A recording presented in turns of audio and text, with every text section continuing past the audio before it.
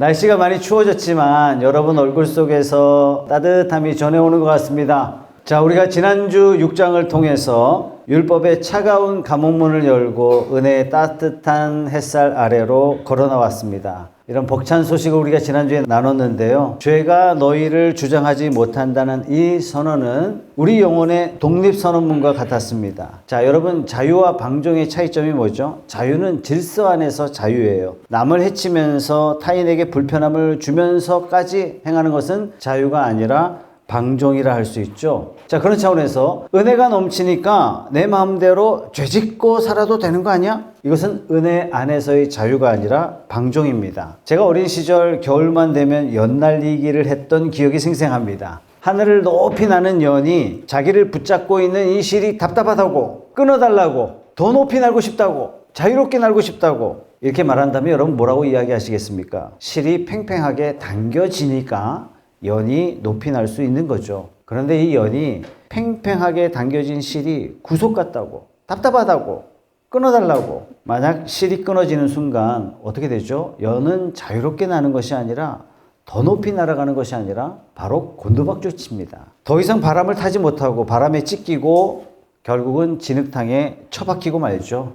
우리 인생도 마찬가지인 것 같습니다. 하나님이라는 거룩한 실이 끊어지는 그 순간 인간이 마치 자유로울 것 같은데 그것이 아니라 욕망이라는 바람에 휩쓸려 결국 파멸하고 맙니다.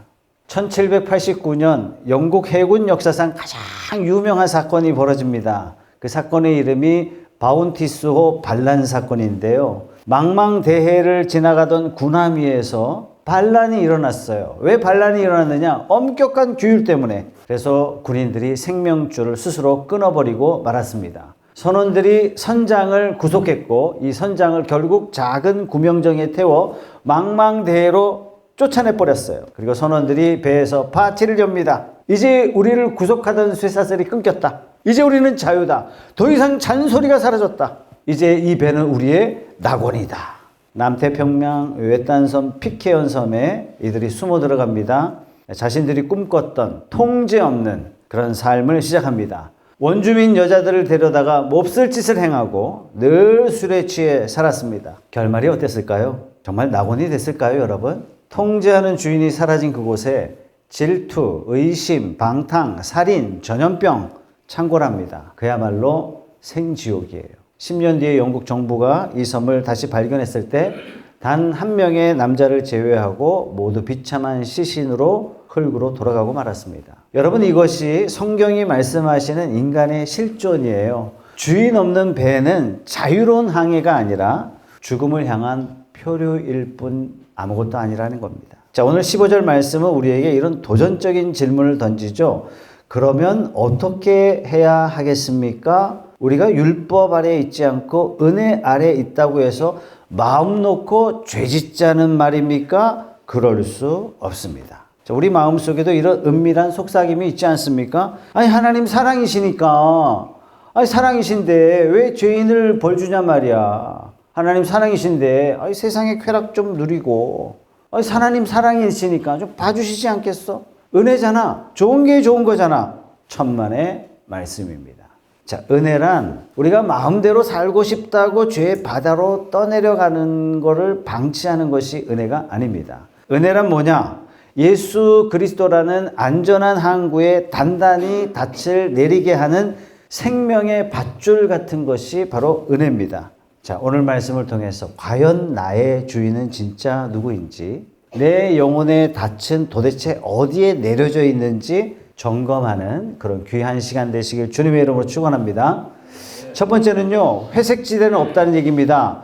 요것도 되고 저것도 되고 요것도 아니고 저것도 아니고 이런 게 없다는 얘기입니다. 그걸 16절에서 이렇게 말씀해 주고 있어요. 여러분이 아무에게나 자기를 종으로 내맡겨서 복종하게 하면 여러분은 여러분이 복종하는 그 사람의 종이 되는 것임을 알지 못합니까? 여러분은 죄의 종이 되어 죽음에 이르거나 아니면 순종의 종이 되어 의에 이르거나 하는 것입니다.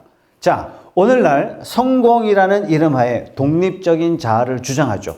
온 우주의 주인은 누구다? 나다. 온 세상은 나를 위해서 움직인다.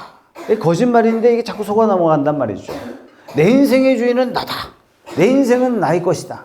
다시 말해서 누구도 간섭받지 않는 무인도를 선포합니다. 여러분, 물리학에서 진공 상태가 좀 존재하기 어렵다고 말합니다. 마찬가지로 영혼의 세계도 마찬가지예요. 주인 없는 무인도는 존재하지 않습니다. 우리 마음의 왕자는 단 1초도 비어 있을 수가 없어요. 하나님이 앉아 계시지 않으면 그 빈자리에 반드시 즉시로 욕망이라는 괴물이, 탐욕이라는 괴물이, 쾌락이라는 괴물이 차지하고 맙니다. 성령이 떠난 자리는 즉시 죄가 점령하고 말죠. 가수로서 노벨상 받은 밥 딜런이 복음송을 하나 불렀거든요. 그게 어떤 노래냐면 Got to Serve Somebody라는 그런 노래인데 가사의 내용이 이런 내용이에요. 당신이 대단한 사람이든 길바닥의 거지든 혹은 위대한 운동선수든 상관없이 당신은 누군가를 섬겨야 합니다. 악마의 손을 잡든 주님의 손을 잡든 당신은 누군가의 손에 이끌려 춤춰야 됩니다. 여러분, 지난 한 주 내가 어떻게 살았는지 여러분 스스로를 한번 스캔해 보세요. 누군가가 여러분의 자존심을 긁었을 때 화산처럼 폭발하는 분노가 여러분의 입술을 지배했다면 나의 주인은 분노예요. 피곤한 저녁 위로가 필요할 때 기도가 아니라 말씀이 아니라 스마트폰에 자극적 영상으로 빨려 들어갔다면 여러분의 주인은 쾌락입니다. 통장에 찍힌 숫자 때문에 내 마음이 천국과 지옥을 오락가락했다면 여러분의 주인은 만몬입니다. 돈신이에요. 우리는 내가 선택한다고 스스로 착각합니다. 아니에요. 내가 굴복하는 그 대상이 나를 이끌고 가는 나의 주님이 되는 거예요. 그래서 바울은 단호하게 이야기합니다. 당신의 고삐를 쥐고 흔드는 그 존재가 바로 여러분의 실제 주인입니다. 사랑하는 성도 여러분, 예수님이 주인된 삶이 되시길 축원합니다. 예수님이 주인된 삶을 살면 좀 구차하거나 구질구질하거나 너무 구속 아닙니까? 이렇게 생각하시는 분들이 생각보다 많습니다. 종교를 벗어나서 자유롭게 살고 싶다고 다들 그렇게 이야기해요. 과연 그럴까요? 17절 말씀 보겠습니다. 다 같이 읽어봅니다. 시작. 그러나 하나님께 감사하는 것은 여러분이 전에는 죄의 종이었으나 이제 여러분은 전에 받은 교훈의 마음으로부터 순종함으로써, 여기 아주 중요한 단어가 나오는데 교훈의 본이에요. 헬라어 원어로 보면은 티포스, 무슨 뜻이냐면 거푸집, 틀, 그런 뜻입니다. 과거에 우리는 죄라는 거푸집에 그냥 부어진 샘물 같은 그런 존재였어요. 거푸집이 그 모양이니까 우리가 나오는 게 죄의 모양, 미움의 모양, 탐욕의 모양으로 그냥 찍혀 나오는 거예요. 아무리 노력해도 우리는 죄의 형상을 벗어날 수 없었던 거예요. 근데 이제는 다릅니다. 십자가의 열기로 우리를 녹이시고 복음이라는 새로운 거푸집에 우리를 부어 넣으셨어요. 그래서 우리는 이제 예수님의 모양, 사랑의 모양, 섬김의 모양, 거룩의 모양으로 빚어지게 된 것입니다. 이것은 강제적으로 일어난 것이 아닙니다. 17절 말씀에 뭐라고 설명하고 있어요? 마음으로부터 순종함으로써. 옛날에는 죄가 무서워서, 벌 받는 게 무서워서 두려움에 떨며 율법을 지켰다면 이제는 나를 위해서 죽으신 예수님의 그 피 묻은 사랑에 자발적으로 그분의 품에 안기는 거예요. 여러분, 기독교 역사상 가장 위대한 지성인이라 불리는 분이 아우구스투스 성 어거스틴인데 여러분 시간 나실 때 이분의 고백록을 한 번쯤 읽어봤으면 좋겠습니다. 저는 대학 때 한번 읽고 너무나 충격을 많이 받았어요. 이분은 젊은 날 정욕의 쇠사슬에 묶여 신음했습니다. 어머니 모니카가 평생 기도했지만 결국 아들의 변화를 끝내 보지 못하고 죽습니다. 어거스틴은 늘 방탕의 늪에 빠져나오지 못했어요. 어거스틴의 영혼은 빛을 원했지만 그의 육체는 어둠의 달콤한 유혹을 벗어나지 못했습니다. 어거스틴이 자신의 고백록에서 당시 처절한 이중적 기도를 하나님께 이렇게 기도합니다. 주님, 저에게 순결과 절제를 주시옵소서. 근데 아직은 아니에요. 조금만 더 누려보고. 솔직한 심정 아닙니까? 천국은 가고 싶은데 세상 재미도 놓치고 싶지 않은 이 갈등. 이랬던 그가 로마서 말씀을 묵상하면서 이 하나님의 압도적인 은혜에 사로잡히자 이 거부할 수 없는 이 사랑 때문에 완전히 어거스틴이 부서지고 말죠. 기독교 역사상 가장 위대한 지성인이 됩니다. 나중에 이렇게 고백해요. 오 나의 늦어버린 사랑이여, 주님은 내 귀에 소리치셔서 기머거리를 고치셨고 내 눈에 비추셔서 소경의 눈을 뜨게 하셨으며 주님의 향기를 내 뿜으셔서 내가 주님을 갈망합니다. 여러분, 이게 바로 의의 종이 된 자의 모습입니다.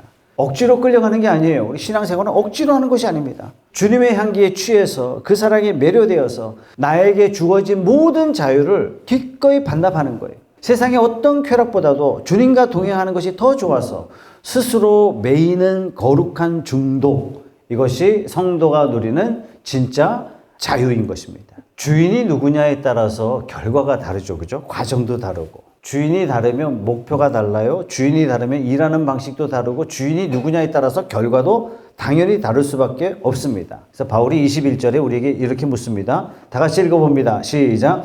여러분은 그때 무슨 열매를 거두었습니까? 이제 와서 여러분이 그러한 생활을 부끄러워하지만은 그러한 생활의 마지막은 죽음입니다. 여러분, 죄는요 굉장히 매력적이에요. 이것만 하면 행복할 것 같아요. 이렇게 하면 다 즐거울 것 같고, 기쁠 것 같고, 더 기쁠 것 같고, 저것만 하면 막 성공할 것 같고, 달콤한 사탕 같습니다.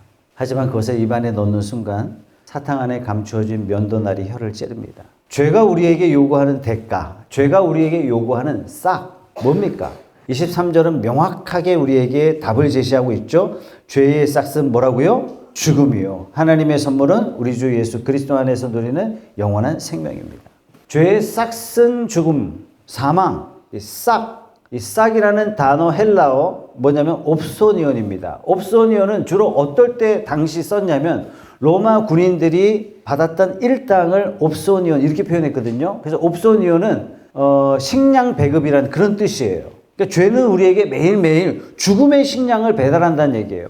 불안이라는 식량, 허무라는 식량, 관계 파괴라는 식량을 매일매일 조금씩 먹다가 결국 어떻게 돼요? 영원한 죽음에 이르게 된다는 얘기예요. 괴테 파우스트에 보면 어려운 소설인데요. 굉장히 중요한 소설이죠. 그렇죠? 파우스트 박사가 세상의 지식을 섭렵했지만 늘 마음에 공허했어요. 이때 악마 메피스토텔레스가 나타나서 거래를 제안합니다. 내가 너에게 젊음과 쾌락을 주겠다. 이 세상의 모든 즐거움을 너에게 줄게. 대신 너의 영혼을 나에게 달라. 파우스트가 젊음이라는 가면을 쓰고 욕망의 축배를 들기 시작합니다. 아름다운 여인 그레첸을 만납니다. 쾌락에 빠집니다. 결국 파우스트에게 남은 게 뭐냐? 사랑하는 여인의 파멸과 살인, 미쳐버림, 끊임없는 자기 혐오. 여러분, 죄는 언제나 우리에게 쾌락을 마구마구 던져줘요. 마지막은 뭐냐? 생명이라는 엄청난 이자를 붙여서 독촉장을 내밉니다. 죄는 우리를 실컷 부려먹고 파멸로 갚아주는 최악의 주인이 바로 죄입니다. 하나님은 어떤 분이세요? 하나님의 은사는 이렇게 시작하고 있죠. 하나님의 은사. 은사가 뭐죠? 은혜의 선물이에요. 선물도 그냥 주는 건데 은사는 거저 주는 선물이란 얘기예요. 그리스도 예수 우리 주 안에 있는 영생이라고 설명하고 있습니다. 하나님이 주신 것은 은사입니다. 은사는 뭐죠? 노동의 대가가 아니란 얘기예요. 내가 뭔가 해서 얻어지는 것이 아니란 얘기예요. 하나님이 그냥 주시는 거란 얘기예요. 사실 우리가 일한 거는요, 우리가 행한 거는요, 우리가 살아왔던 건 죄밖에 없어요. 죄 짓는 일밖에 없었는데 하나님께서 우리에게 영원한 생명을 주십니다. 세상에 썩어질 쾌락과는 비교도 할 수 없는 시들지 않는 꽃과 같은 존귀한 생명을 저와 여러분의 손에 주신 줄 믿으시기 바랍니다. 은혜는 뭐냐? 죄 짓고 양심의 가책 가운데 고심하고 있을 때 은혜는 그냥 그 양심을 조금 뭐라 그럴까 좀 이렇게 희석시켜주는 마취제 같은 게 은혜가 아닙니다. 은혜는 우리를 죄의 진흙탕에서 건져내서 거룩한 반석 위에 우리를 끌어서 옮겨놓는 거대한 기중기 같은 것이 바로 은혜입니다. 1863년 노예 해방이 선포되던 날 많은 흑인들이 나와서 밤새 춤추며 기뻐했어요. 그런데 날이 밝아오자 차가운 현실이 피부에 와닿게 될 때 과거 노예였던 흑인들은 고민했어요. 밥은 누가 주지? 잠은 어디서 자지? 며칠 뒤 놀랍게도 대부분의 흑인 노예들이 그 감격스러운 자유를 얻고도 슬그머니 옛 주인의 목화밭으로 다 되돌아갔다는 얘기예요. 평생 몸에 밴 그 노예 근성, 그 지독한 관성이 그들의 발목을 붙잡은 거예요. 차라리 매 맞고 욕먹고 그 시키는 대로 사는 게 훨씬 더 편하다. 여러분, 이게 우리 모습이 이런 모습은 아닌가 한번 되돌아봅시다. 십자가에서 예수님이 피 흘려 해방시켜 주셨는데 습관처럼 관성적으로 죄의 목화밭으로, 은밀한 죄의 골방으로 발걸음을 옮기고 있는 것은 아닌가. 우리 스스로를 되돌아봅시다. 이번 한 주간 여러분들에게 도전합니다. 은혜의 주인을 섬기는 진짜 자유인으로 살기 위해서 여러분들에게 3가지를 당부하겠습니다. 이 3가지를 이번 한 주간 실천 강령으로 한번 실천해 봅시다. 첫 번째, 여러분 영혼에 검문소를 세우세요. 짜릿한 유혹이 여러분의 마음을 두드릴 때 누군가를 미워하고 막 저주스러운 말을 입 밖으로 막 던지고 싶은 그런 충동이 일어날 때 그때 검문하세요.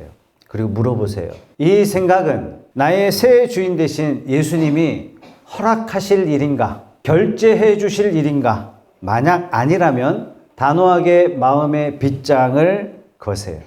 그리고 선포하세요. 나는 더 이상 죄의 종이 아니다. 선포하시기 바랍니다. 두 번째, 부끄러움의 격가지들을 제거하십시오. 21절 말씀에 이제 와서 여러분이 그러한 생활을 부끄러워하지만은 여러분 그런 게 있죠. 그죠? 남 앞에 드러내기 좀 부끄러운 게 있죠. 숨기고 싶은 습관. 빛 가운데 내놨을 때 얼굴 붉어질 그런 행동. 이것이 바로 썩은 열매를 내는 가지라는 얘기예요. 이번 주 가장 부끄러운 가지 하나, 그거 하나 정해놓고 정리합시다. 과감하게 잘라냅시다. 여러분, 그냥 잘라내는 건요, 아픔이에요. 근데 잘라내야 새순이 나고 생명이 자랄 수 있습니다. 세 번째, 내 시간을 거룩한 제물로 하나님 앞에 드립시다. 죄 안 짓는 소극적인 삶을 넘어서 적극적으로 내 시간을 내서 내 시간을 주님께 드립시다. 하루 중에 가장 피곤한 찌꺼기 같은 그런 시간 말고 하루 중에 그냥 남는 짜투리 시간 그런 시간 말고 가장 맑은 시간, 가장 소중한 시간, 가장 가치 있는 그 시간에 30분을 하나님께 드리십시오. 그때 내 눈을 하나님의 말씀에 집중하고 내 무릎을 기도의 자리에 집중하는 거예요. 우리 몸은 세상이 감당치 못할 의의 무기로 빛날 줄 믿습니다. 성도 여러분, 죄가 주는 사망의 유혹들을 찢어버리십시다. 그리고 하나님이 주시는 영생의 선물을 가슴에 품고 세상의 거룩한 의의 종으로 당당하게 걸어가는 그런 복된 한 주간이 되시길 예수님의 이름으로 축원합니다.